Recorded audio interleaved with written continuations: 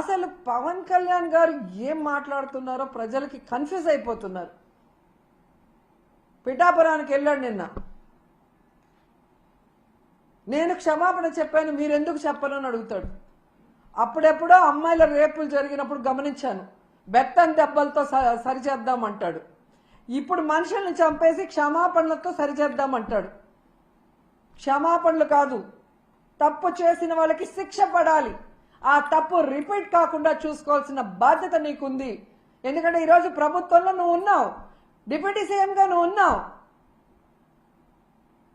ఉండి కూడా క్షమాపణలు బెత్తం దెబ్బలు అంటావు. మొన్న ఈ మధ్య కడపకు వచ్చినప్పుడేమో ఎవడు తప్పు చేసినా నేను ఒప్పుకోను, తాట తీస్తా, తోలు తీస్తా, అంతు చూస్తా అని మాట్లాడావు. మరి తప్పు చేసిన వాళ్ళు ఈరోజు చైర్మన్, అడిషనల్ ఈవో, ఎస్పీ అని నువ్వే చెప్తున్నావు కదా. మరి ఎందుకు వాళ్ళ తోలు తీయట్లేదు, వాళ్ళ అంతు చూడట్లేదు, వాళ్ళ తాట తీయట్లేదు? మళ్ళీ పెద్ద పెద్ద డైలాగులు చెప్తున్నారు. నిన్న మీటింగ్లో నేను పిఠాపురంలోనే అనుకుంటా, కులం పేరుతో ఎవరైనా తప్పించుకోవాలని చూస్తే నేను చూస్తూ ఊరుకోను అన్నాడు. మరి ఈరోజు బిఆర్ నాయుడు గారిని, వెంకయ్య చౌదరి గారిని, సుబ్బారాయుడు గారిని శిక్షించడానికి ఏ కులం చూసి నువ్వు భయపడి ఆగిపోతున్నావు అని అడుగుతున్నా. నీ పక్కన నిన్న పిఠాపురంలో ఉన్నాడు పంతం నానాజీ, ఒక డాక్టర్ కమ్ ప్రొఫెసర్ అయిన ఒక ఎస్సీ మేధావిని గూబ పగలగొడితే నీ కులమని ఆపేస్తావా? శిక్షించకుండా, కేసు పెట్టకుండా? మళ్ళీ పెద్ద పెద్ద డైలాగు, కులం చూసి నేను భయపడను అని.